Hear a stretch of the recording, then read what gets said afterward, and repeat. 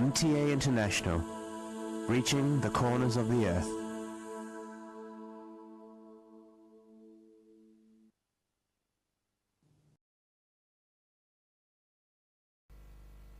صلی علی رسولنا صلی علی محمد صلی علی نبینا صلی علی محمد صلی علی کریمنا صلی علی محمد صلی علی حبیبنا صلی علی محمد صلی علی امامنا صلی علی محمد صلی علی نبینا صلی علی محمد صلی علی رسولنا صلی علی محمد صلی علی شفیعنا صلی علی محمد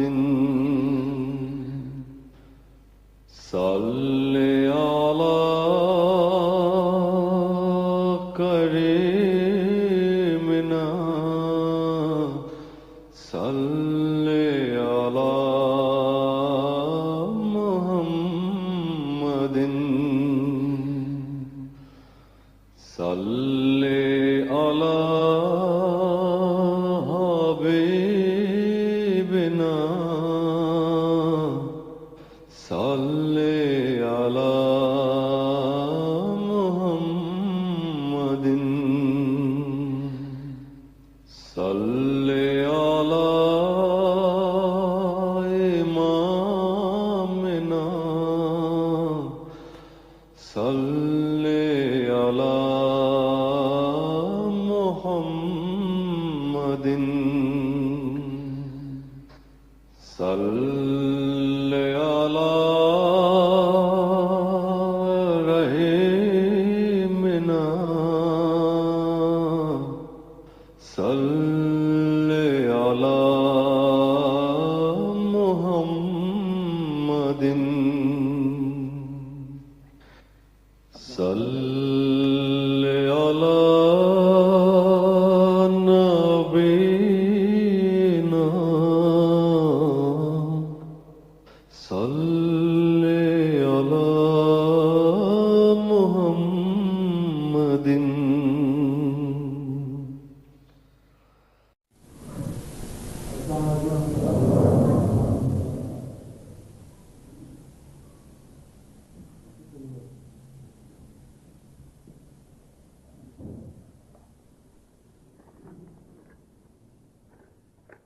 السلام علیکم ورحمۃ اللہ.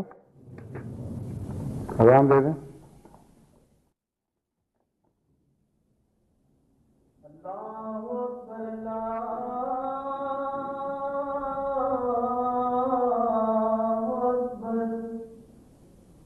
اللہ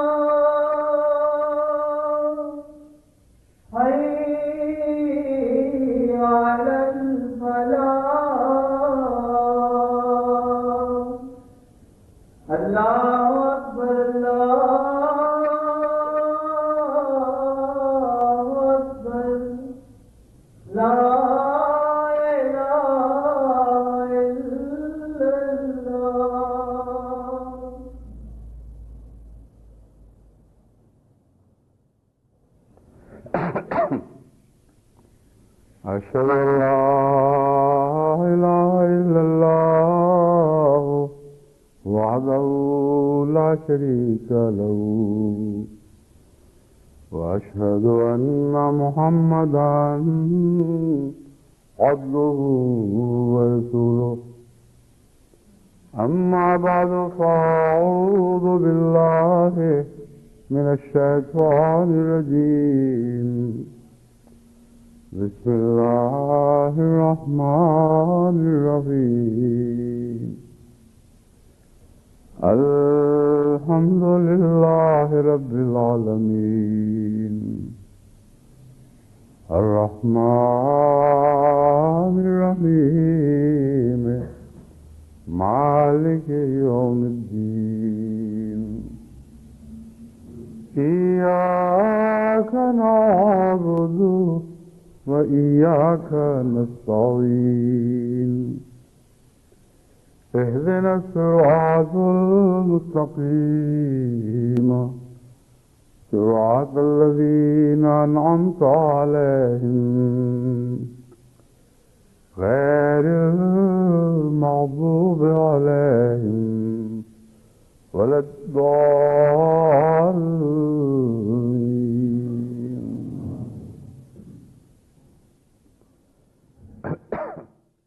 صفات باری تعالیٰ کا جو مضمون جاری ہے اس سلسلے میں ایک اہم قابل توجہ بات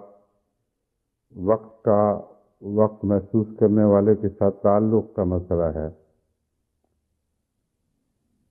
وقت کوئی ایسی چیز نہیں جو یکساں ہر صورت میں ہر ایک کے ساتھ ایک ہی طرح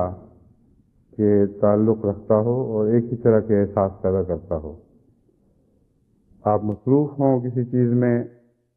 اور بہت دلچسپی ہو تو آپ کا وقت آنند فانند گزر جاتا ہے، اور اگر ایسی جگہ بیٹھے ہوں جہاں طبیعت پر بوجھ ہو، طبیعت کے خلاف،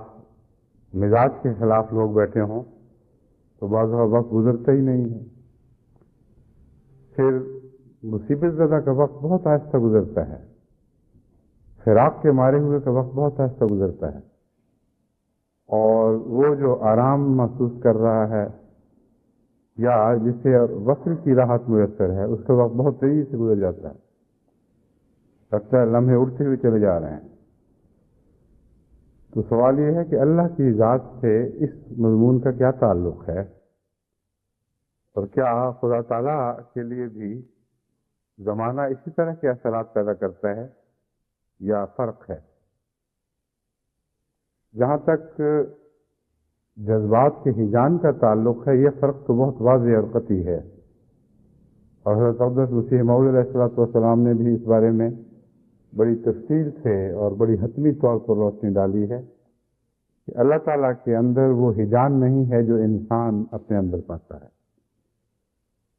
غم کے وقت بھی انسان کے اندر ایک ہیجان کی کیفیت پیدا ہوتی ہے، خوشی کے وقت بھی انسان کے اندر ایک ہیجان کی کیفیت پیدا ہوتی ہے، لیکن اللہ تعالیٰ اس ہیجان سے پاک ہے، کیونکہ ہیجان دراصل ذات کے اندر زمانہ گزرنے کو کہتے ہیں. اگر کسی ذات کے اندر زمانہ گزرنے لگے تو وہ ہیجان ہے، اور زمانہ ٹھہر جائے تو وہ اکسانیت ہے، طبیعت بیزار ہو جاتی ہے اور کہتے ہیں وقت نہیں گزرتا. لیکن دراصل یہ اندرونی کیفیات ہی کے نام ہیں. بس حضرت مسیح موعود علیہ السلام اس بارے میں بڑی قطعیت کے ساتھ، اور اس وجہ سے کہ واقعات بہت ہی اہم مسئلہ ہے، فرماتے ہیں کہ اللہ تعالیٰ کی ذات میں ہیجان کا تصور جرم اور گناہ ہے. خدا تعالیٰ میں کوئی ہیجان نہیں ہے، اور اس لیے لازم ہے کہ اگر ہیجان ہے تو پھر وہ ایک فانی ذات ہے، کیونکہ اس کے اندر سے تبدیلیاں ہو رہی ہیں، اور تبدیلیاں ایسے زمانے کو چاہتی ہیں جو کسی نہ کسی طرف کو کنارہ رکھتا ہے. آغاز بھی ہوتا ہے، انجام بھی ہوتا ہے، اور اس کے مادے کی کیفیت ایک نہیں رہتی. تو اس پہلو سے یہ بہت اہم مضمون ہے، لیکن اس کے نتیجے میں پھر جو اور مسائل پیدا ہوتے ہیں اور بعض احادیث میں خدا تعالیٰ کی صفات جس طرح بیان فرمائی ہیں ان سے اس مضمون کا جو ایک قسم کا ٹکراؤ دکھائی دیتا ہے اس کا حل پیش کرنا ضروری ہے۔ جہاں تک ہجان کا تعلق ہے اس کا جیسا کہ میں نے بیان کیا ہے زمانے کے گزرنے سے ایک گہرا تعلق ہے، اور اگر زمانہ نہ گزرے تو پھر انسان اور کچھ نہیں تو کھیل کود میں ہی مصروف ہو جاتا ہے اور کھیل کود سے وقت کو ٹالتا ہے۔ آج کل جو ٹیلی ویژن دیکھنے کا رواج ہے یہ وقت کو تباہ کرنے کی یہی شکل ہے۔ کوئی اچھا کام نہ ہو، کوئی دلچسپی کی بات نہ ہو، مصروفیت نہ ہو تو ایسا آدمی ٹیلی ویژن کے سامنے بیٹھا رہتا ہے۔ یعنی وہ لوگ یا وہ قومیں جہاں یہ عام ہے ان کا یہی حال ہے کہ بچے بھی بڑے بھی وہ ایک کام کو چھوڑ کر ٹیلی ویژن کے سامنے آ کے بیٹھتے ہیں، اور ٹیلی ویژن کے سامنے آ کے بیٹھنا کئی قسم کی کہانیاں بیان کرتا ہے، کئی انکہی باتیں ہمارے سامنے کھولتا ہے۔ ایک بچہ جس کو پڑھائی میں دلچسپی ہے اور گہرا انہماک پایا جاتا ہے اور شوق ہے کہ وہ زیادہ نمبر لے، وہ ٹیلی ویژن دیکھے گا بھی تو سرسری نظر سے پاس سے دیکھ کے گزر جائے گا، مگر اس کے پاس وقت نہیں ہوتا۔ ایک شخص ہے جسے ایک اچھی مجلس مہیا ہے، بہت دلچسپ باتیں ہو رہی ہیں، ایسے موقع پر ٹیلی ویژن کے بعد اچھے پروگرام بھی لگے ہوں تو لوگ کہتے ہیں بند کرو اس کو، بند کرو، ختم کرو، ہمیں باتیں کرنے تو بڑا مزہ آ رہا ہے۔ تو یہ دراصل مختلف مزوں کے نہ ہونے یا وقت کے اچھے مصرف نہ ہونے کے نتیجے میں انسان کھیل کود کی طرف مائل ہوتا ہے۔ اس تعلق میں اللہ تعالیٰ فرماتا ہے وَمَا خَلَقْنَا السَّمَاءَ وَالْأَرْضَ وَمَا بَيْنَهُمَا لَاعِبِينَ، کہ ہم نے آسمانوں کو اور زمین کو اور جو کچھ اس میں ہے اسے کھیل تماشے کے طور پر پیدا نہیں کیا، کیونکہ کھیل تماشا متقاضی ہے کہ دوسری طرف وقت کا بہتر مصرف نہ ہو۔ اور جہاں تک وقت کا تعلق ہے، کیونکہ خدا وقت کا خالق ہے، وقت کی مخلوق نہیں، اس لیے وقت اس پر حاکم نہیں ہے، وہ وقت کا حاکم ہے۔ اور اس طرح سے جو چیزیں اس نے پیدا کی ہیں ان میں اگر اس کو بوریت ہو تو ان کو پیدا کیوں کرتا؟ ان چیزوں کو سنبھالنا، ان کی دیکھ بھال کرنا، ان کا انتظام کرنا، کیونکہ وہ خود مالک وقت ہے، اس کے لیے لازم تھا کہ ایسا کرتا کہ خدا کی ذات کے مطابق ہوتی وہ، اس کی شایان شان ہوتی، اور اگر وہ شایان شان ہو تو کھیل شایان شان نہیں رہتی اور اس کے کھیل اپنے معنی کھو دیتی ہے۔ اسی لیے میں نے آپ کے سامنے یہ ٹیلی ویژن کی مثال رکھی اور دوسرے کھیل کود کی مثالیں بھی آپ کے سامنے ہیں۔ اس بات کو خوب سمجھ لیں کہ کھیل کود ایک متبادل ہے وقت کے بہترین مصرف نہ ہونے کا، نہ ہو تو پھر انسان لاو و لعب میں مصروف ہوتا ہے، اور اگر وقت کی قیمت ہو، یعنی وقت خود انسان نے بنایا ہو اور اس وقت کے اندر اعلیٰ درجے کے کام کر رہا ہو تو پھر کھیل کود بالکل بے معنی اور لغو ہو جاتے ہیں۔ یہاں تک کہ وہ کھیلیں بھی جو لعب کے ہلکے معنوں میں نہیں بلکہ بعض سنجیدہ معنوں میں سمجھی جاتی ہیں، مثلا ورزشیں ہیں جن سے صرف دلچسپی کا مسئلہ نہیں، تعلق نہیں، بلکہ صحت جسمانی کا تعلق ہے۔ ان کو آپ لعب ان معنوں میں نہیں کہہ سکتے جن معنوں میں عموماً لفظ لعب جاری ہے یا اطلاق پاتا ہے، کہ بالکل لغو و بے معنی، مگر جب بہت اچھے اور اعلیٰ مصارف وقت کے موجود ہوں تو پھر وہ بامعنی کھیلیں بھی لعب اور لغو کھیلیں دکھائی دینے لگتی ہیں۔ ایک دفعہ حضرت مسیح موعود علیہ السلام کے زمانے میں قادیان میں کرکٹ کا ایک میچ ہو رہا تھا، جس میں کافی بڑے بڑے قادیان کے بزرگ بھی شامل تھے اور صحابہ میں بھی شوق تھا بعض کرکٹ کھیلنے کا، اس لیے سب اس طرف چلے گئے اور بہت ہی جوش دکھایا گیا اور کرکٹ کے میچ کو سب بہت ہی اس سے محظوظ ہو رہے تھے۔ تو ایک بچے نے حضرت مسیح موعود علیہ السلام سے پوچھا کہ ابا آپ نے کرکٹ کھیلنے جائیں گے یا دیکھنے جائیں گے؟ تو آپ نے فرمایا کہ بیٹا میں جو کرکٹ کھیل رہا ہوں وہ اور ہے، اس کی بات ہی اور ہے. بس لعب کا فضول نہ بھی ہو، اگر اس سے بہتر مصارف انسان کے وقت کے ہوں تو وہ معنی فائدہ مند کھیلیں بھی بالکل بے معنی اور بے حقیقت دکھائی دیتی ہیں، ان کے چہرے پہ کوئی نور نظر نہیں آتا. تو اللہ تعالیٰ کی ذات سے متعلق قرآن کریم میں جو یہ گواہی ملتی ہے، ربنا ما خلقت ھذا باطلا سبحانک فقنا عذاب النار، اس کا اسی آیت سے تعلق ہے. وما خلقنا السماء والارض وما بینہما لاعبین،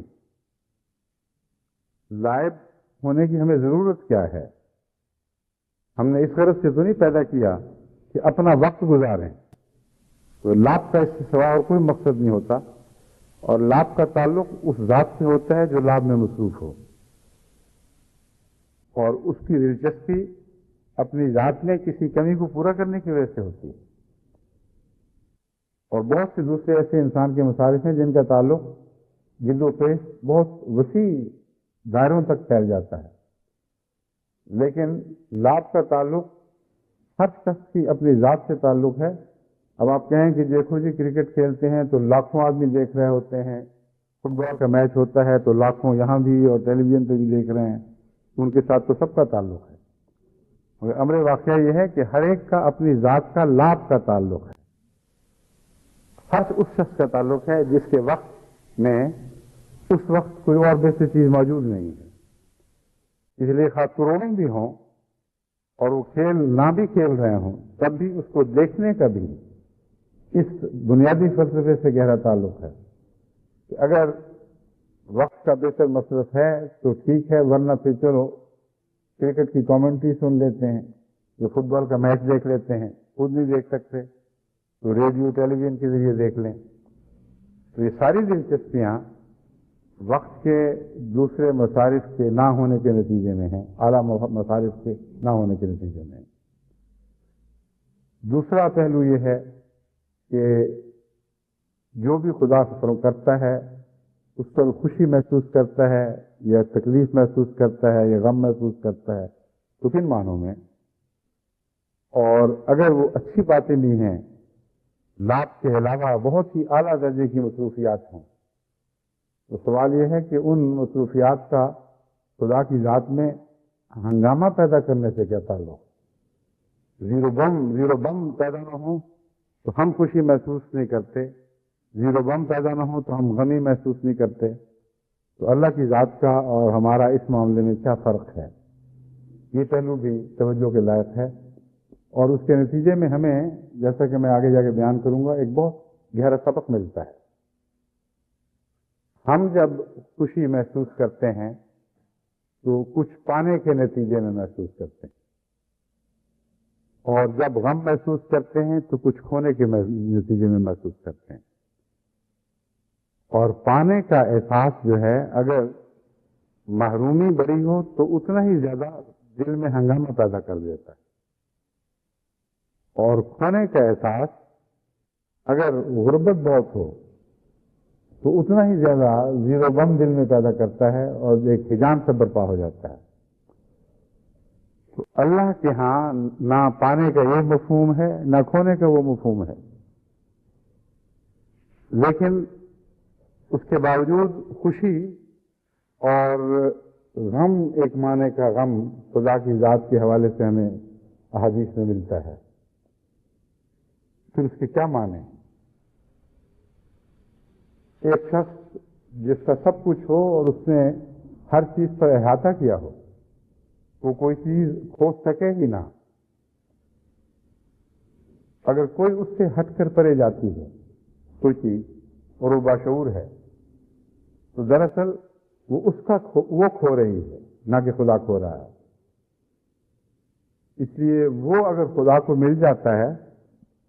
تو اس کے لیے خدا تعالیٰ کی خوشی سے مراد ایک نہایت اعلیٰ درجے کی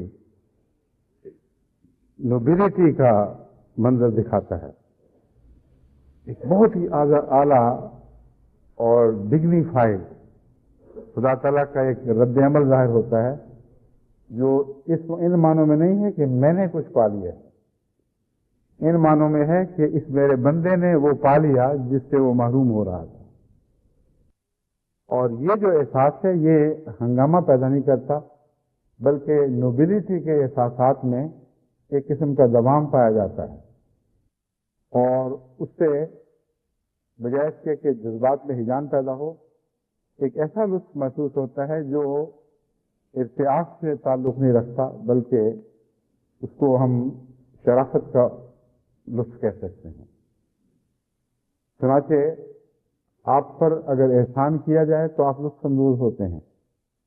مگر اگر آپ احسان کریں تب بھی لطف اندوز ہوتے ہیں، اور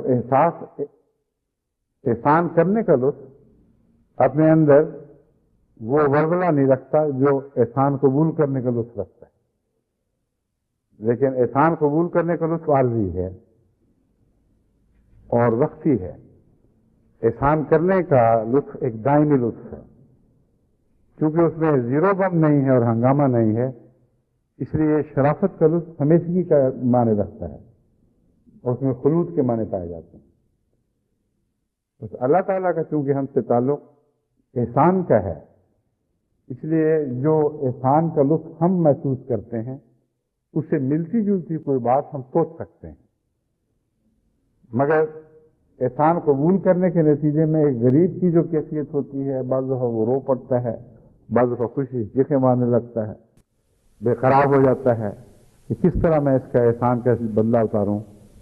یہ اور کیفیت ہے۔ اور احسان کرنے والا جو یہ کیفیات پیدا کرتا ہے وہ ان کیفیات سے بالا ہوتا ہے، اس کے اندر یہ ہنگامے نہیں ہوتے، بلکہ بعض دفعہ وہ شرمندگی محسوس کرتا ہے کہ یہ کیوں اس قدر اہمیت دے رہے ہیں اس بات کو۔ اور اللہ تعالیٰ نے یہی نوبیلٹی انسان کو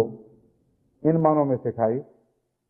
کہ جب تم بھوکوں کو کھانا کھلاتے ہو، جب غریبوں کی خدمت کرتے ہو اور وہ شکریہ ادا کرتے ہیں، تو یہ کہا کرو لا نرید منکم جزاء ولا شکورا، یہ تو ہم اللہ کی خاطر کر رہے تھے، یہ عذر رکھ کر ان سے کہا کرو کہ ہمارا شکریہ ادا نہ کرو، کیونکہ شکریہ ان جن معنوں میں وہ ادا کرتے ہیں اس سے ان کو ایک قسم کی تکلیف ہوتی ہے۔ در حقیقت ایک غریب جب زیر احسان آ کر شکریہ ادا کرتا ہے تو اس کے کئی مضامین ہیں، اس سے کئی مضامین پیدا ہوتے ہیں۔ تفصیلی طور پر چونکہ اس نقطے کی بحث نہیں اٹھا رہا، صرف اتنا بتانا ضروری ہے کہ اللہ تعالیٰ جو ہمیں یہ فرماتا ہے کہ تم کہہ دیا کرو کہ مجھے شکریہ کی ضرورت نہیں ہے، اس کی وجہ یہ ہے دو وجوہات اس کی ممکن ہیں، اس سے بھی زیادہ ہو سکتی ہیں۔ ایک تو یہ کہ ہمارے اندر نوبلٹی پیدا کی جائے اور ہمیں سمجھایا جائے کہ تم جو نیکیاں کرتے ہو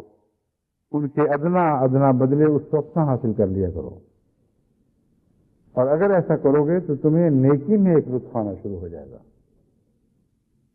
دوسرا یہ کہ یہ جہاں تک جزا کا تعلق ہے وہ تو اللہ کی رضا سب سے اچھی جزا ہے، اور اگر تم رضائے باری تعالیٰ کی خاطر نیکی کرو تو اپنا سودا تو تم نے بہت اچھی قیمت پر بیچ دیا، اس سے بہتر قیمت متصور نہیں ہو سکتی، لیکن اس کے ساتھ تمہارا نبوت کا لطف اپنی جگہ قائم رہا، یعنی بیک وقت دو باتیں ہاتھ آ گئیں جو ویسے ممکن ہی نہیں ہے۔ ایک انسان ایک سودے کو ایک دفعہ تو بیچتا ہے، دوسری دفعہ نہیں بیچ سکتا اسی سودے کو، کیونکہ وہ تو ہاتھ سے نکل گیا۔ اور اللہ ہمیں دوہرے سودے بتاتا ہے، فرماتا ہے نیکی کیا کرو تو ایسا احسان کرو کہ اس کے بدلے میں کسی جزا کی تمنا نہیں رکھنی، کسی قسم کی جزا کی تمنا نہیں رکھنی، بلکہ کسی کے نیکی کے بدلے میں بھی جو نیکی کرتے ہو وہ نیکی نہیں ہے، اس لیے ایسی نیکی کرو کہ کسی نے تم پر احسان نہ کیا ہو پھر نیکی کرو۔ بڑی تفصیل سے مضمون قرآن کریم میں ہر پہلو سے روشن فرمایا گیا ہے۔ یہ ہمیں خدا کے رنگ سکھائے جا رہے ہیں، یہ صفات باری تعالیٰ سے تعارف کروایا جا رہا ہے، کیونکہ اللہ تعالیٰ بھی احسان کے لطف اٹھاتا ہے، اور وہ احسان کا لطف جو اس بات سے بھی مستغنی ہو جائے کہ جس پر احسان کیا جا رہا ہے اس نے محسوس بھی کیا ہے کہ نہیں، بلکہ اس بات سے بھی مستغنی ہو جائے کہ وہ اس احسان کے بدلے کہیں بدی تو نہیں کر دیتا۔ وہ جو لطف ہے وہ سب سے اعلیٰ درجے کا لطف ہے جس میں کوئی ہنگامہ نہیں، ایک کامل سکون کا لطف ہے اور دوام رکھتا ہے اپنی ذات میں۔ ایک اعلیٰ کردار کا انسان جب یہ رنگ پکڑ لے تو اس کو کہتے ہیں کہ اس نے خدائی رنگ پکڑ لیا۔ اب انبیاء کو دیکھیں، یہی تو ہے جو ان کو، یہی بات تو ہے جو ان کو تقویت بخشتی۔ حضرت صلی اللہ علیہ وسلم اہل مکہ پہ کتنے احسان کیے، اہل عرب پہ کتنے احسان کیے، اور ناممکن ہے کہ ان احسانوں کا اور ان کے گہرے دائمی اثرات کا تصور بھی انسان باندھ سکے۔ اس کے باوجود مسلسل حضرت صلی اللہ علیہ وسلم کی دل آزاری کی گئی، آپ کو روحانی بدنی ہر قسم کے دکھ پہنچائے، آپ کے سب پیاروں کی اذیت سے آپ کی ذات کی اذیت میں اضافے کیے گئے، لیکن بڑے استقلال کے ساتھ آپ کے پائے ثبات اسی طرح قائم رہے، ان میں کوئی لغزش نہ آئی، اور ایک ذرہ برابر بھی آپ اپنے مقصد سے پیچھے نہیں ہٹے۔ کوئی یہ کہہ سکتا ہے کہ اس وجہ سے تھا کہ اللہ تعالیٰ کا پیغام تھا، امانت کا حق ادا کرنا تھا، لیکن کتنے ہیں جو یہ سوچ کر امانت کے حق ادا کر سکتے ہیں؟ امانت کے حق ادا کرنے کا تعلق محض اس احساس سے نہیں ہے کہ ہم خدا کو جواب دیں۔ امانت کا حق ادا کرنے کا تعلق انسان کی ذات کی شرافت اور نجابت سے ہے، وہ ہو تو پھر یہ ذمہ داری انسان ادا کر سکتا ہے، اور شرافت اور نجابت یہ چاہتی ہے کہ وہ احسان کرے، اور باوجود اس کے کہ اس احسان کا بدلہ بدی سے دیا جائے، تب بھی احسان کرنا اپنی ذات میں ایک نجیب کے لیے لطف بن جاتا ہے، اور لطف سے وہ مزے اٹھاتا رہتا ہے، یہاں تک کہ دنیا کو خبر نہ بھی ہو تب بھی وہ اپنی ذات میں مگن رہتا ہے، کیونکہ وہ نوبل ہے، اس کے اندر اعلیٰ کردار ہے۔ یہ خدا کی شان ہے جو نبیوں میں اترتی ہے۔ اسی لیے اللہ تعالیٰ فرماتا ہے کہ خدا تعالیٰ کو اس کے بعد کی کچھ بھی پرواہ نہیں، کہ ساری کائنات اور جو کچھ بھی اس نے پیدا کیا گیا ہے وہ خدا تعالیٰ کے احسانات سے غافل ہو جائے اور بالکل بے پرواہ ہو جائے اور بالکل ہم نہ کرے۔ مخلوق کو یہ بتایا گیا ہے کہ تم ہوتے کیا ہو، تمہاری حیثیت کیا ہے، کہ تم خدا کی ذات میں کوئی فرق ڈال سکتے، نہ تمہاری خوشی کو مانے رکھتی ہے، نہ کوئی تمہارا غم مانے رکھتا ہے، تم خدا کے سامنے جھکو نہ جھکو۔ وہ ایسی عظیم ذات ہے کہ جب اس سے نیکی پھوٹتی ہے تو وہی اس کے لطف کا موجب ہے۔ اور حضرت صلی اللہ علیہ وآلہ وسلم نے جہاں بھی خدا کی ذات کے حوالے کے ساتھ لطف کا مضمون باندھا ہے، وہاں ہرگز یہ نہیں سمجھنا چاہیے کہ وہ ہماری طرح کا کوئی لطف ہے۔ یہاں تک کہ ایک جگہ حضرت صلی اللہ علیہ وآلہ وسلم نے یہ بھی فرمایا کہ خدا ہنس پڑا، عرش پر خدا ہنس رہا تھا اس بات پر۔ ایک بیان کرنے والے نے کہا ایک موقع پر اللہ بھی آسمان پر اپنے ایک مہمان نواز مخلص بندے کے مچاکوں کے اوپر مچاکے لینے لگا۔ یعنی یہ وہ واقعہ ہے جبکہ ایک صحابی حضرت صلی اللہ علیہ وآلہ وسلم کے مہمانوں کی خاطر کہ وہ بھوکے نہ رہیں اپنا اور اپنی بیوی کا کھانا ان کو پیش کر چکا تھا، اور بچوں کا بھی وہی تھا۔ بچوں کو سلا دیا، اور اس کے بعد پھر بھی چونکہ غریبانہ حالت تھی اس زمانے میں، یہ ڈر تھا کہ مہمان کے لیے کھانا کافی نہ ہو، تو بیوی سے کہا کہ جب ہم کھانا شروع کرنے لگیں تو تم پلو سے دیے کو بجھا دینا، تاکہ اندھیرے میں اس کو یہ نہ پتہ چلے کہ میں بھی کھا رہا ہوں کہ نہیں کھا رہا۔ سمجھ ایسا ہی ہوا، اور یہ احساس دلانے کے لیے مہمان کو کہ میں بھی کھا رہا ہوں، وہ خالی بچا کے لینے لگا۔ جیسا کھانے کا مزہ آتا ہے، بہت مزہ ہے کر کے آوازیں نکالتے ہیں بعض لوگ، تو عام طور پر نہ بھی نکالتے ہوں تو مہمان کو بتانے کے لیے کہ میں بھی شامل ہوں، گویا کہ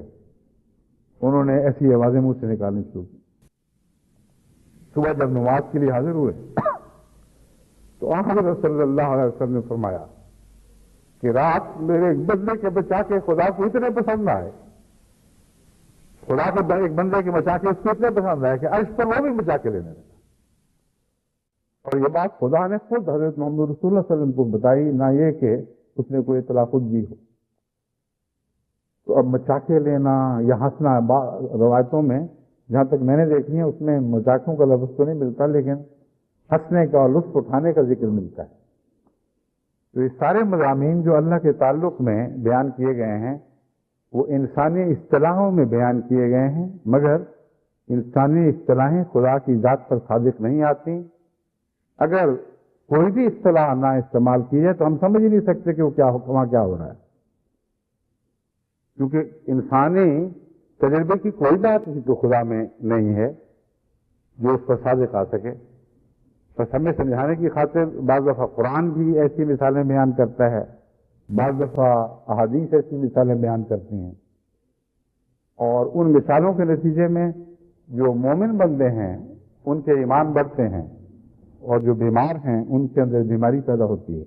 کہتے ہیں دیکھو یہ خدا ایسی باتیں کرتا ہے۔ چنانچہ حضرت مسیح موعود علیہ السلام کے جو قاریوں کے ساتھ مناظرے ہوئے ہیں، وہاں بعض نہایت ہی بدخلق قاریوں نے نہایت ہی گندی زبان قرآن کے متعلق استعمال کی کہ دیکھو جی تمہارے قرآن کے مطابق تو اللہ کے ہاتھ ہیں، اس کے پاؤں ہیں، وہ جہنم میں پاؤں ڈالے گا، حدیث میں آتا ہے، اور خدا جہنمی ہوا۔ اس قسم کی بکواس اور گندی زبان استعمال کرتا رہا۔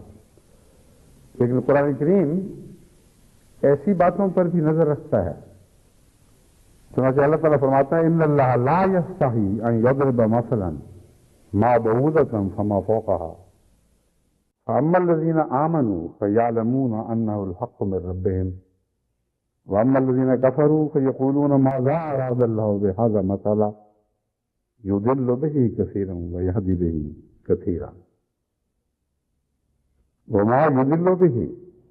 الا الفاسقین۔ اللہ تعالیٰ تو ایک مچھر کی مثال بھی بیان فرماتا ہے، اور وما فوقہا یہ مراد نہیں جو اس سے بڑی چیز ہو، اس سے ادنا چاہ، یہاں فوق سے مراد چھوٹا ہونے کے مضمون میں اس کا فوق ہے، یعنی چھوٹی سی ذلیل چیز تمہیں دکھائی دیتی ہے، اللہ کو اس سے بھی آگے جا کر جس کو تم حقیق ترین چیز سمجھ سکتے ہو اس کی مثال سے بھی نہیں بیان کرتے ہوئے نہیں شرماتا۔ اس کا معنی میں نے پہلے بھی بیان کیا تھا، اصل معنی تو یہ ہے کہ خدا تعالیٰ کی کسی تخلیق میں کسی شرم کی وجہ ہی کوئی نہیں، ہر تخلیق شاندار ہے۔ ہر تخلیق کی کنوں میں اتر کے دیکھیں تو آپ ورثہ حیرت میں ڈوب جائیں گے۔ اتنا حیرت انگیز نظام تخلیق ہے کہ اس کے چھوٹے سے چھوٹے ذرے میں بھی کمالات کا ایک عالم پنہاں ہے، ایک جہان چھپا ہوا ہے۔ ایک تو یہ معنی ہے، لیکن دوسرا معنی یہ ہے کہ مثالیں جب خدا تعالیٰ بیان فرماتا ہے تو اس کے مختلف اثر پڑتے ہیں۔ جو بیمار لوگ ہیں ان کی مرض میں اضافے ہو جاتے ہیں، جو ایمان والے ہیں ان کے ایمان بڑھ جاتے ہیں۔ اس لیے سمجھنے کی بات ہے کہ ان مثالوں کو کس طرح سمجھو۔ بس جو وہ مثالیں جو اللہ تعالیٰ اپنے متعلق یا دوسروں کے متعلق قرآن کریم میں بیان فرماتا ہے ان کے اطلاق کا مسئلہ ہے۔ ایک مومن ان کو ایسے رنگ میں اطلاق کرتا ہے ان کا کہ اس کا ایمان بڑھتا ہے، ایک کافر ایسے رنگ میں ان کا اطلاق کرتا ہے کہ اس کی بے ایمانی بڑھ جاتی ہے۔ تو اللہ تعالیٰ فرماتا ہے وَمَا يُضِلُّ بِهِ إِلَّا الْفَاسِقِينَ، گمراہ اللہ کرتا تو ہے مگر صرف فاسقوں کو گمراہ کرتا ہے، کیونکہ ان کے اندر بیماری پہلے سے موجود ہے، اس لیے وہ بیماری اور زیادہ سنگین اور گہری ہو جاتی ہے جب وہ خدا کی کسی مثال کو نہ سمجھ سکے۔ تو اللہ تعالیٰ نے جو امثلہ قرآن کریم میں بیان فرمائی ہیں، یا حضرت محمد مصطفیٰ صلی اللہ علیہ وآلہ وسلم نے جو اسماء باری تعالیٰ کے مضمون پر مثالیں بیان فرمائی ہیں ان کو اس شان کے مطابق سمجھیں جو شان خدا تعالیٰ سے تعلق رکھتی ہے اور خدا تعالیٰ کی ذات پر اطلاق پا سکتی ہے، ورنہ آپ تضادات کی دنیا میں کھو جائیں گے اور خدا میں کوئی تضاد نہیں۔ اور اگر خدا میں تضاد نہ ہو اور آپ کے ذہن میں خدا کی ذات میں تضاد ہو تو اتنا ہی آپ خدا سے دور ہٹ جاتے ہیں. اس لیے یہ مضمون بہت سی اہمیت رکھتا ہے کہ آپ اللہ کی ذات کے متعلق اپنے خیالات کو تضادات سے پاک کریں. چنانچہ اسی کی مثال ایک میں آپ کے سامنے رکھتا ہوں. حضرت صلی اللہ علیہ وآلہ وسلم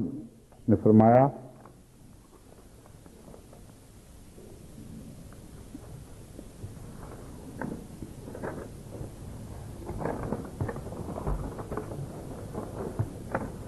حدیث ہے، یہ ہے الفاظ.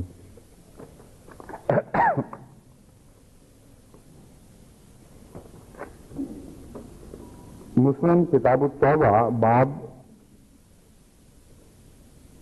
فی الحض علی التوبہ، یعنی مسلم کی کتاب توبہ سے یہ حدیث لی گئی ہے جس کا باب ہے توبہ پر لطف اٹھانا. عن ابي هريره رضي الله عنه عن رسول الله صلى الله عليه وسلم انه قال قال الله عز وجل انا عند ظن عبدي بي وانا معه حيث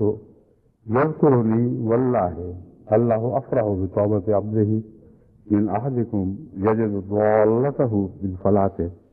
فمن تقرب الي شبرا تقربت اليه ذراعا ومن تقرب الي ذراعا تقربت اليه باعا واذا اقبل الیہ یمشی اقبلت الیہ اہرولہ. اس کا مطلب یہ ہے کہ حضرت ابو ہریرہ بیان کرتے ہیں کہ حضرت صلی اللہ علیہ وسلم نے فرمایا کہ اللہ تعالیٰ فرماتا ہے انا عند ظن عبدی بی، میں اپنے بندے سے بندے کے لیے اس کے ظن کے مطابق بن جاتا ہوں. اس حدیث کا میں نے پہلے بھی ذکر کیا تھا، اب اس دوسرے تعلق میں بھی اسی حدیث کا ذکر کر رہا ہوں کہ اللہ اپنے بندے کے ظن کے مطابق ہو جاتا ہے. بس ایک ہی مثال ہو وہ کئی قسم کے ظن پیدا کر سکتی ہے. اگر اللہ کی ذات سے حسن کا تعلق ہے اور سچائی کا تعلق ہے تو اللہ اس کے بندے کے وجود میں، اس کے تصور میں ایک حسین ذات کے طور پر جلوہ فرماتا ہے. اگر وہ تصور ناقص ہے تو پھر ایک بیمار ذات کے طور پر، ایک کمزور ذات کے طور پر اس کے دل میں اترتا ہے، حالانکہ خدا کی ذات میں کوئی تبدیلی نہیں. تو دراصل بعض تبدیلیاں جو ہمیں دکھائی دیتی ہیں وہ مخلوق کی تبدیلیوں کے نتیجے میں ہیں، ان کے حوالے سے ہیں. بس خدا کسی کو اچھا دکھائی دے رہا ہے تو اللہ فرماتا ہے میں اس کے لیے اچھا بن جاتا ہوں. کوئی کسی کو برا دکھائی دے رہا ہے تو اس کے لیے فرماتا ہے میں برا بن جاتا ہوں. مگر اس کا یہ مطلب نہیں کہ اللہ کی ذات ہمارے تصور سے پیدا ہوتی ہے. اب یہ ایک الگ مضمون ہے. اس لیے ان باتوں کو سمجھتے وقت تمام باریک راہوں سے واقف ہونا ضروری ہے، ورنہ انسان کسی مقام پہ بھی ٹھوکر کھا سکتا ہے. تصور میں ایک ذات بنائی جائے اور وہ تصور کی ذات بن کر اترے تو اس کے اندر کچھ بھی تبدیلیوں کی طاقت نہیں ہوتی. لیکن اللہ تعالیٰ تصور کی پیداوار نہیں ہے بلکہ تصور کے مطابق سلوک فرماتا ہے. یہ دو اور مختلف باتیں ہیں. تو ذات وہی ہے جس میں کوئی تبدیلی نہیں، خواہ ہم اسے اچھا سمجھیں خواہ برا سمجھیں، اور تھوڑا اچھا سمجھیں یا زیادہ اچھا سمجھیں. ذات باری تعالیٰ میں کوئی تبدیلی نہیں، لیکن ہمارا فانوس جو بدلتا ہے اس سے شمع کے رنگ بدلتے ہیں. فانوس کا شیشہ جیسا ہو، جس طرح وہ گردش کر رہا ہو، جس شکل کا وہ بنا ہو، اس قسم کے روشنی کے تصورات سارے ایمان میں پھیل جاتے ہیں. تو اللہ تعالیٰ کے ساتھ حسن ظن کا تعلق انسان کی بھلائی اور بہبود کے لیے بے حد ضروری ہے. اور اگر اس تعلق میں بدظنی پیدا ہو جائے تو واقعتاً انسان بہت سی خوبیوں سے محروم رہ جاتا ہے. اسی مضمون میں حضرت زکریا کی دعا کا قرآن میں ذکر ملتا ہے. وہ دعا کرنے کے بعد، عرض کرنے کے بعد کہ میں ایسا ہو گیا، میں ایسا ہو گیا، مجھ بچے کی کوئی امید نہیں، مجھے تو سے لیے حضور دعا کر رہا ہوں. پھر کہتے ہیں وَلَمْ أَكُنْ بِدُعَائِكَ رَبِّ شَقِيًّا، اے میرے اللہ، اتنی لمبی دعاؤں کے باوجود اس کے کہ مجھے اپنے بچے کی کوئی ظاہری امید نہیں، میں ایسا بدبخت نہیں ہوں کہ تجھ سے دعا کرتے ہوئے مایوس ہو جاؤں. اور دیکھیں حسن ظن تھا جس نے ایسا اثر دکھایا ہے. اللہ فرماتا ہے کہ میرا بندہ مجھ سے بدظن نہیں ہو سکتا، تو میں کیوں اس کے حسن ظن کو سچا نہ کر دکھاؤں. چنانچہ بلا تاخیر خدا تعالیٰ ایک بیٹے کی خوشخبری دیتا ہے، اور بیٹا بھی ایسا جس کے نام کی کوئی مثال سے پہلے دنیا نے نہ دیکھی نہ سنی. اسمہ یحییٰ، اس کا نام خدا نے یحییٰ رکھا، اور فرمایا ایسا نام ہے کہ جیسی تیری دعا بے مثل تھی ویسے یہ نام بھی بے مثل عطا کیا جا رہا ہے. تو اللہ تعالیٰ کے اوپر ظن رکھنا اور صحیح ظن رکھنا، یہ دراصل حسن ظن رکھنا کے مترادف بات ہے. ایک ہی بات کے دو معنی ہیں، کیونکہ اسماء حسنہ ہیں، اس کے تمام اسماء حسین ہیں، تمام صفات دلکش اور خوبصورت ہیں. بس جب کہتا ہوں حسن ظن تو یہ مراد نہیں ہے کہ ہم بعض دفعہ کسی آدمی کو برا بھی ہو تو حسن ظن کر لیتے ہیں کہ اچھا ہوگا. حسن ظن کے سوا کوئی ظن خدا پر ہو ہی نہیں سکتا، اور اگر ہوگا تو غلط ہوگا. پھر اس لیے اسماء حسنہ نے بتا دیا کہ صرف حسن ظن ہی اس پر چل سکتا ہے، اور کوئی ظن چل ہی نہیں سکتا. اور جب حسن ظن ہوگا تو اللہ اسی حسن اور اسی شان کے ساتھ آپ کا جلوہ گر ہوگا، اسی طرح آپ سے حسن سلوک فرمائے گا. اور جہاں ظن میں کجی آ گئی، اللہ ترک تو نہیں ہو سکتا، لیکن اس سے سلوک میں اسی حد تک فرق ڈال دیتا ہے. اور یہ معنی ہے انا عند ظن عبدی بھی، میں اپنے بندے کے ظن کے مطابق ہو جاتا ہوں. اب اس سلسلے میں جہاں آگے بڑھنا، قریب ہونا، دور ہٹنا، دوڑنا، ٹہرنا، یہ ساری مثالیں جو بیان فرمائی گئی ہیں، یہ اس پس منظر میں سمجھیں تو آپ کے لیے کوئی اچنبے کی بات نہیں ہوگی. آپ فرماتے ہیں وہ میرے مطلب جہاں بھی وہ میرا ذکر کرتا ہے میں اس کے ساتھ ہوتا ہوں. فاصلہ کوئی نہیں ہے. یہ جو بیان فرمایا ہے یہ ایک بہت ہی اہم حکمت کی بات ہے. آئندہ حدیث کو سمجھنے کی چابی اس بات میں ہے. اور حضرت صلی اللہ علیہ وآلہ وسلم کی عارفانہ شان اس بات سے ظاہر ہوتی ہے. جو بات بیان کرنا چاہتے تھے ہو سکتا تھا کسی کو اس سے غلط فہمی ہو جائے، اس لیے پہلے غلط فہمی کے دروازے بند کیے ہیں، پھر آگے چلے گئے. پہلے فرمایا کہ جب وہ میرا ذکر کرتا ہے یاد رکھو میں ساتھ ہوتا ہوں، ہمارے درمیان، میرے درمیان اور مخلوق کے درمیان کوئی فاصلہ ہے ہی نہیں. لیکن اب میں جو فاصلے کی باتیں کروں گا تو اس کا یہ مطلب نہیں ہے کہ میں کہیں ہوں اور کہیں نہ کہیں نہیں ہوں. چنانچہ فرمایا میں اس کے ساتھ ہوتا ہوں. خدا کی قسم اللہ تعالیٰ اپنے بندہ کی طوروں پر اتنا خوش ہوتا ہے کہ اتنا خوش وہ شخص بھی نہیں ہوتا جسے جنگل بیابان میں اپنی گمشدہ اونٹنی مل جائے. اب آپ یہ دیکھیں کہ خوش ہوتا ہے کا حوالہ ایک ایسی وجود سے کے حوالے سے دیا ہے، سے تعلق میں دیا ہے جس کا وہ سب کچھ ضائع ہو گیا جس کو اس کی زندگی کی بنا ہے. اور جب ملا ہے ایسا بھوکا انسان، ایسا پیاسا انسان جو صحرا میں ایک درخت کے نیچے بیٹھا ہوا ہے، اسے جب وہ گمشدہ اونٹ ملا ہے یا اونٹنی ملی ہے تو وہ سب کچھ مل گیا جو اس کی زندگی کی ضرورت، اس کے بغیر وہ رہ ہی نہیں سکتا. اور اس کی فناء کی اگر وہ چیز نہ ملتی، اس کا وجود قائم نہیں رہ سکتا تھا اگر وہ اسے کھوئے کو نہ پاتا. اس پر جو اس کی خوشی ہے وہ ایک بے مثل خوشی ہے. اور اللہ کی شان دیکھیں کہ اپنی مثال اس بندے کی بھی بیان کرتا ہے جس کے وہ بندہ جو توبہ کر لیتا ہے اور گناہوں سے واپس خدا کی طرف آ جاتا ہے، فرماتا ہے اس کو پانے سے مجھے ویسی ہی خوشی ہوتی ہے جیسی ایک ایسے صحرا میں دھوپ میں ایک درخت کے سائے تلے بیٹھے ہوئے انسان کو ہوتی ہے، جو سستانے کے لیے سوتا ہے، آنکھیں کھولتا ہے تو اس میں غائب ہے، اس کا سارا سامان اس پر لدا ہوا، اس کے سفر کی ضرورت وہ اونٹنی میں موجود، وہ اونٹنی ہو تو وہ سفر کر سکتا ہے، اس کا پانی، اس کا کھانا پینا، ہر چیز اس میں ہے، تو وہ اپنی جان کھو دی، وہ حسرت کے ساتھ بیٹھا ہوا دیکھ رہا ہے، اس کا کچھ بھی بس نہیں، تو اچانک اس کو وہ اونٹنی اپنی طرف آتی ہوئی دکھائی دیتی ہے، جیسی خوشی اس کو ملتی ہے، اس کی زندگی کی ہر ضرورت مل گئی، اس کی جان اس کو دوبارہ مل گئی، کتنی خوشی ہوتی ہے۔ اللہ تعالیٰ یہ مثال دے کر فرماتا ہے میرا بندہ جب توبہ کر کے میری طرف آتا ہے مجھے ویسی خوشی ہوتی ہے، حالانکہ اس کے جانے کا نقصان ہی کوئی نہیں،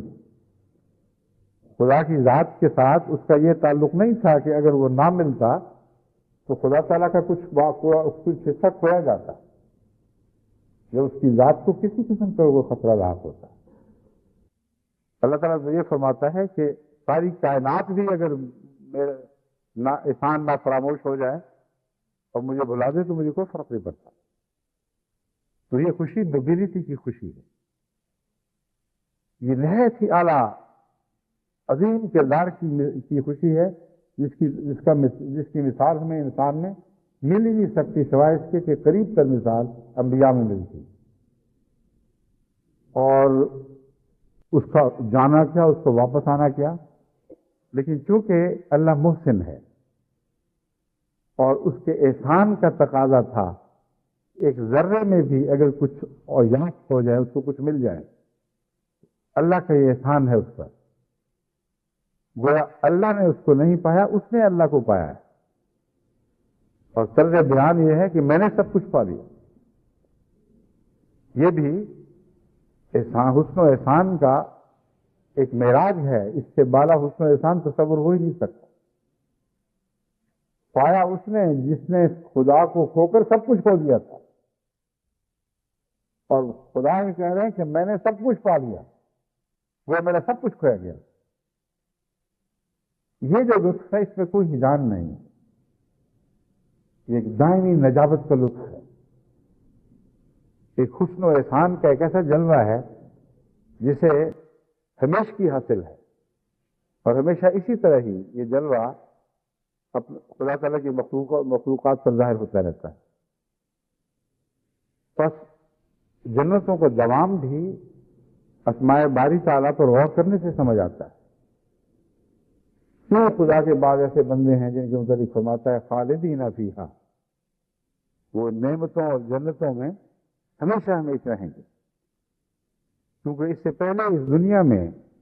انہوں نے اپنی صفات کو خدا کی ہمیشگی کی صفات کے قریب تر کر دیا تھا،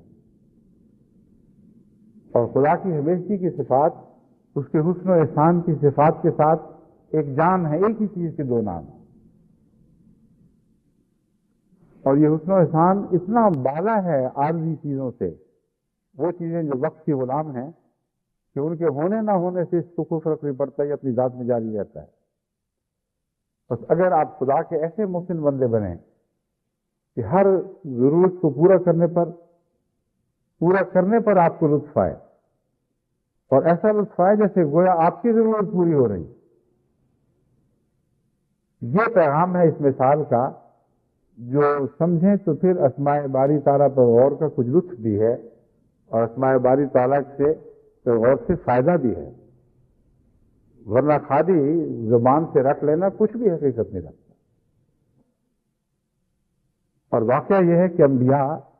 اسی سے طاقت پاتے ہیں، اسی سے ان کو استقامت ملتی ہے، ان کو احسان کا مسلسل لطف رہتا ہے، یہ نہیں کہ وہ بڑی مصیبت میں مبتلا ہیں، دنیا ان کو مصیبت میں مبتلا دیکھتی ہے، لیکن اللہ کا قرب نصیب ہونے کی وجہ سے ان کو احسان کا لطف آتا ہے، ناشکری پر بھی احسان کا لطف آتا ہے، کیونکہ اور بھی ان کی عظمت کردار ابھرتی ہے۔ ایک شخص احسان کرتا ہے، اس کے احسان کا شکریہ ادا کیا جا رہا ہے، ایک شخص احسان کرتا ہے، اس کے احسان کا شکریہ نہیں ادا کیا جا رہا، ایک شخص وہ ہے جس کو گالیاں دی جا رہی ہیں، اذیتیں پہنچائی جا رہی ہیں، تب بھی وہ احسان کر رہا ہے۔ اب ان کے لطف میں بڑا فرق ہے۔ وہ جو آخری صورت ہے اس کی کوئی مثال نہیں، کسی اور کوئی احسان کا مضمون اس کے ساتھ مماثلت نہیں رکھتا، یہ بلند ترین مضمون ہے احسان۔ یہ احسان اگر پیدا ہو جائے تو پھر آپ ذات باری تعالیٰ کی اسماء کے قریب تر پہنچ جاتے ہیں۔ یعنی جتنا بھی قریب ہونا خدا نے ہماری خلقت میں مقدر کر رکھا ہے اس سے زیادہ ہم قریب نہیں ہو سکتے، مگر جب آپ اتنا قریب ہو جاتے ہیں تو پھر اللہ تعالیٰ کے فضل کے ساتھ آپ کو وہ خلود مل جاتا ہے جو جنت کی صفت ہے، اور اہل جنت کو جنت میں عطا ہوگا،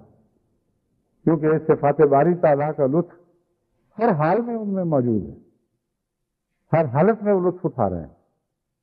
کیونکہ وہ احسان اپنی ذات میں ایک ایسا حسن ہے کہ اس سے احسان کرنے والا خود بھی لطف اندوز ہوتا ہے، بلکہ زیادہ لطف اندوز ہوتا ہے، کیونکہ سب سے زیادہ حسن کو وہ جانتا ہے جس کے اندر سے حسن پھوٹ رہا ہے۔ اس تعلق میں حضرت مسیح موعود علیہ السلام نے عالم الغیب کی ایک ایسی تفسیر فرمائی جس کی کوئی مثال آپ کو کہیں اس سے پہلے دکھائی نہیں دے گی۔ آپ نے فرمایا عالم الغیب کا مطلب یہ ہے کہ اللہ اپنی ذات کو بس خود وہی جانتا ہے کہ میں کیا ہوں، ہر دوسرے سے غیب میں ہے، اللہ سے غیب میں نہیں۔ تو جس کی نظر اپنے حسن پر ہمیشہ ہو اس کو لاب و لاب کی ضرورت کیا ہے؟ کیونکہ حسن میسر ہو تو کسی اور چیز کی ضرورت نہیں رہتی۔ وقت اپنی ذات میں مجسم لطف بن جاتا ہے۔ بس اللہ تعالیٰ جب فرماتا ہے کہ ہمیں لائبین کی ضرورت نہیں ہے کہ ہم لائبین بن کر زمین و آسمان کو پیدا کرتے، تو دراصل خدا چونکہ حسن ہے اور حسن ہی کا مجموعہ صفات ہے، اس پہلو سے جب اس کی اپنے حسن پر نظر رہتی ہے تو ہر دوسری بدزیبی اور کراہت جو باہر سے دکھائی دیتی ہے اس کو کوئی نقصان نہیں پہنچا سکتی، اور اس میں اس کا دوام ہے۔ بس حضرت مسیح موعود علیہ السلام نے ایک عجیب عارفانہ نقطہ ہمیں ہمارے ہاتھوں میں تھما دیا، اس پر غور کریں تو خدا تعالیٰ کی ذات سے صفات اور ان صفات کا وقت سے تعلق سمجھ آ جاتا ہے۔ وہ ایک ایسا حسن ہے جس پر کسی اور کی نظر نہ ہو تو تب بھی فرق نہیں پڑتا۔ وہ مجسم اپنے حسن میں مگن ذات، اپنے حسن سے اس کا علاقہ ایسا ہے کہ اس کو کسی اور طرف دیکھنے کی ضرورت نہیں ہے۔ چنانچہ اللہ تعالیٰ فرماتا ہے وَمَا خَلَقْنَا السَّمَاءَ وَالْأَرْضَ وَمَا بَيْنَهُمَا لَاعِبِينَ، ہم نے جو کچھ بھی آسمانوں میں ہے اور زمین میں ہے اسے لائب کے طور پر پیدا نہیں کیا، یعنی اپنا وقت گزارنے کی خاطر کوئی بہتر مصرف نہیں تھا اور کوئی کام نہیں تھا، اس لیے ہم نے زمین و آسمان کو پیدا نہیں کیا۔ لَوْ أَرَدْنَا أَن نَّتَّخِذَ لَهْوًا لَّاتَّخَذْنَاهُ مِن لَّدُنَّا إِن كُنَّا فَاعِلِينَ، اگر ہم نے کوئی لہو پسند کی ہوتی تو ہماری ذات میں سب کچھ ہے، اپنی ہی ذات سے وہ چیز پیدا کرتے، کسی اور کے حوالے کی ضرورت ہی کوئی نہیں۔ بس یہ وہ غیب کو جاننے کا مضمون اس آیت کو سمجھنے میں ہماری مدد کرتا ہے۔ حضرت مسیح علیہ السلام نے جو فرمایا کہ وہ غیب کو جانتا ہے، اول معنی اس کا یہ ہے کہ اپنی ذات کو وہ جانتا ہے، اس کے سوا اور کوئی نہیں جانتا، اس کی ذات کے کمالات کو خدا کے سوا کوئی نہیں جانتا۔ تو حسن کا یہ ادراک جو خدا کو ہے یہ اس کو ہر دوسری چیز سے مستغنی کر دیتا، اور حسن اپنی ذات میں ہی مگن رہتا ہے، اس کو کسی اور کے تعریف کی بھی ضرورت باقی نہیں رہتی۔ بس اللہ تعالیٰ کے اندر جو یہ ایک غیر عظیم شان صفت ہے اپنی خوبیوں میں مگن ہو جانا، اپنی خوبیوں سے لطف اندوز ہونا، یہی نجابت کی تعریف ہے، یہی شرافت کی تعریف ہے۔ اور اس تعریف کے بعد ان خوبیوں کو دکھا کر لطف میں اضافہ نہیں ہوا کرتا، بلکہ لوگوں کے دیکھنے، تعریف کرنے، پسند کرنے، ناپسند کرنے سے یہ بالا ہو جاتی ہے۔ ایسی صورت میں سچا نیک وہ ہے جس کو دکھاوے سے کوئی غرض ہی باقی نہ رہے۔ حضرت صلی اللہ علیہ وآلہ وسلم کو اپنی کسی نیکی کے کسی قسم کے دکھاوے سے کوئی غرض ہی نہیں تھی۔ سمجھتا ہے کوئی، اگر سمجھتا ہے تو اس کا اپنا فائدہ ہے، اور اگر کوئی نہیں سمجھتا تو محمد رسول اللہ علیہ وسلم کا کبھی کوئی نقصان نہیں تھا۔ اس لیے اپنی ذات کو ابھار کر دکھانے کی آپ کو ضرورت پیش نہیں آئی۔ صرف ایک اس پر یہ اعتراض پیدا ہوتا ہے کہ پھر اللہ نے اپنی ذات کو کیوں دکھایا؟ چنانچہ احادیث میں ملتا ہے، اور حضرت مسیح موعود علیہ السلام نے اس حدیث کا حوالہ دیا ہے اپنے ایک ارشاد میں،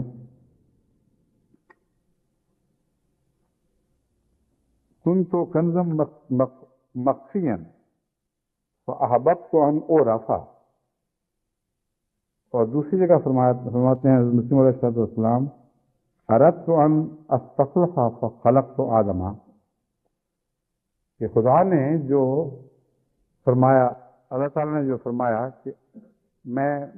کنز مخفی تھا، میں ایک چھپا ہوا مستور خزانہ تھا، فاردت ان اعرف، تو میں نے چاہا کہ میں پہچانا جاؤں، دیکھا جاؤں، اور اس کا کسی ذات کے دکھاوے سے تعلق نہیں، کیونکہ خدا نہ بھی دیکھا جاتا تو اس کے ذاتی لطف میں کوئی فرق نہیں، ورنہ یہ کیوں کہا کہ میں مخفی خزانہ تھا؟ مخفی ہوا ہی کیوں؟ حضرت مسیح موعود علیہ السلام نے اس کے ساتھ ہی ایک اور حدیث بھی رکھ دی،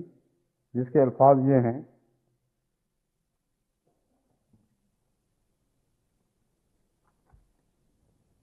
کہ میں نے چاہا کہ میرا خلیفہ بنے، تو میں نے آدم کو پیدا کر دیا تاکہ وہ خلیفہ بن جائے۔ ارد، تو میں نے ارادہ کیا، یہ پسند چاہا، ان استخلفہ، کہ میں اپنا خلیفہ بناؤں، فخلقت آدم، پس میں نے آدم کو پیدا کیا۔ تو دراصل اپنی ذات کی طرح کی ملتے جلتے وجود پیدا کرنا دکھاوے کی خاطر نہیں ہوا کرتے، بلکہ احسان کا یہ بہترین انداز ہے۔ اسی لیے رحمان سے ہر قسم کی تخلیق پھوٹی ہے۔ اس کی مثال ایسی ہے جیسے ماں بچہ پیدا کرتی ہے تو اپنے جیسا پیدا کرنے کی کوشش کرتی ہے، اپنے جیسا وجود، یعنی خود بخود کائنات میں خدا تعالیٰ نے ایسی حکمتیں رکھ دی ہیں کہ ہر چیز جو پیدا کرتی ہے اس اپنے جیسا ہی پیدا کرتی ہے، یعنی ماں ارادتاً تو نہیں کرتی مگر ہوتا ایسا ہی ہے۔ اب وہ جو اپنے جیسا پیدا کرتی ہے تو اس پر جو پیدا ہوا ہے اس کا کوئی احسان نہیں، لیکن جس نے پیدا کیا ہے اس نے احسان کیا ہے، مگر اس لیے نہیں کہ وہ بچہ اس کو پہچانے۔ بچہ نہ بھی پہچانے تب بھی وہ محسن ہی رہتی ہے، بچہ حسن کا بدلہ بدی سے لے تب بھی وہ محسن ہی رہتی۔ بس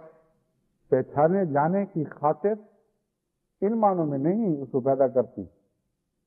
کہ وہ اگر بچہ پیدا ہو اور اس پر پھر وہ احسان کرے اور اس کا پہچاننا اس کی ذات میں ایک اعلیٰ قدر پیدا کر دے یا لطف کا احساس بڑھا دے، ہرگز یہ مقصد نہیں ہوتا، بلکہ اس کا تعلق چونکہ رحم سے ہے، رحمان سے ہے، اس لیے اس کے اندر خدا کی وہ صفت جلوہ گر ہو جاتی ہے جو ماں کے حوالے سے ہمیں خدا کی صفت کو سمجھنے میں بھی زیادہ سہولت پیدا ہو جاتی ہے۔ چنانچہ ایک ماں کے متعلق آتا ہے کہ اس کا اپنی بہو سے اختلاف تھا، جھگڑا تھا، اور بہو گندی اور ظالم عورت، اس نے ہر طرح سے اس کو اذیتیں پہنچائیں، لیکن اپنے بیٹے کی خاطر وہ صبر کرتی رہی، یہاں تک کہ بہو نے بہو نے اپنے خاوند سے کہا اگر تم مجھ سے سچی محبت کرتے ہو تو اپنی ماں کا سر تختری پر کاٹ کر لا کے رکھو میرے سامنے، تب میں سمجھوں گی کہ واقعہ تم مجھ سے محبت کرتے ہو. اور اس ظالم نے یہی حرکت کی.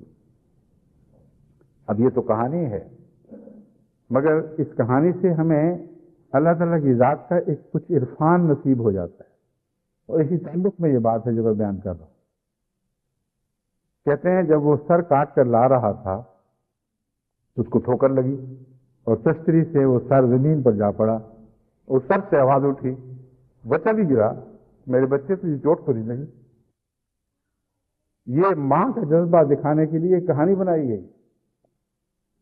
مگر اللہ تعالیٰ جب فرماتا ہے کہ میں ایسا خوش ہوتا جسے گم شدہ اونٹنی کسی کو واپس مل گئی. دراصل یہی مضمون ہے. بس اس کا اور افا کا مضمون یہ نہیں، مطلب نہیں ہے کہ اس کے بغیر خدا تعالیٰ کی کوئی حیثیت نہیں، بلکہ وہ اپنے جیسے وجود پیدا کر کے ان پر احسان کرتا ہے. اور یہ احسان کرنا ایک فطری چیز ہے، جس طرح ماں کی فطرت میں بچہ پیدا کرنا ہے. اور بچے کی تکلیف اس کو ہمیشہ تکلیف پہنچاتی ہے. بچے کی خوشی سے وہ ہمیشہ خوش رہتی ہے. بس اللہ تعالیٰ کے اوپر ان مثالوں کا اگر اطلاق ہوتا ہے تو محض اس حد تک جیسے جس حد تک خدا کی شان ہمیں اجازت دیتی ہے کہ ان کا اطلاق کریں. اور ان کے اطلاق کے بغیر مضمون سمجھ ہی نہیں آ سکتی، نہ سمجھایا جا سکتا ہے، کیونکہ لیسا کا مثل ہی شیون، اس جیسا ہے ہی کچھ نہیں. ہم سمجھیں گے کیا؟ بس اس مجبوری کی پیش نظر یہ مثالیں بیان کرنی پڑتی ہیں. اور ان مثالوں کے ذریعے خدا کا جو عرفان دل میں پیدا ہوتا ہے وہ ہمیں خدا سے زیادہ استفادہ کرنے کے اہل بنا دیتا ہے، اور ہم اپنی زندگی کے مقصد کو پورا کرنے کے بہتر اہل بن جاتے ہیں. بس اس پہلو سے یہ مضمون کا سلسلہ محض کوئی علمی ذوقی سلسلہ نہیں، بلکہ ہماری ایک اشد ضرورت ہے جس کی پیش نظر میں سمجھتا ہوں کہ ابھی مجھے کچھ عرصہ اس کو جاری رکھنا پڑے گا. السلام علیکم ورحمۃ اللہ وبرکاتہ.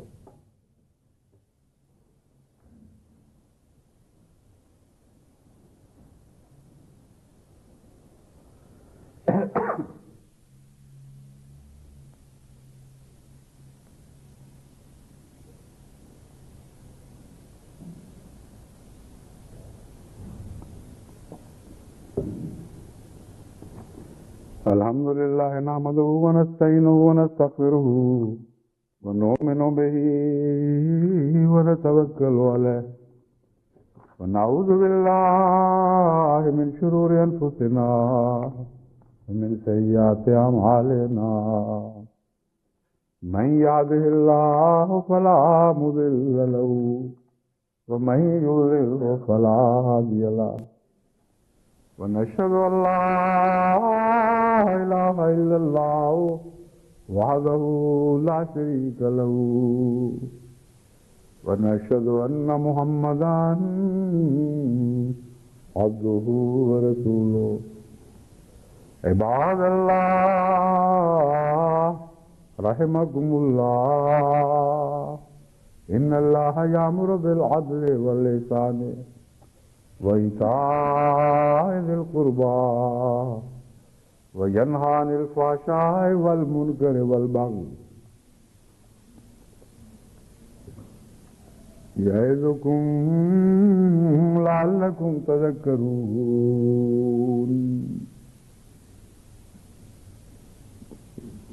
اذكروا الله يذكركم وادعوه يستجب لكم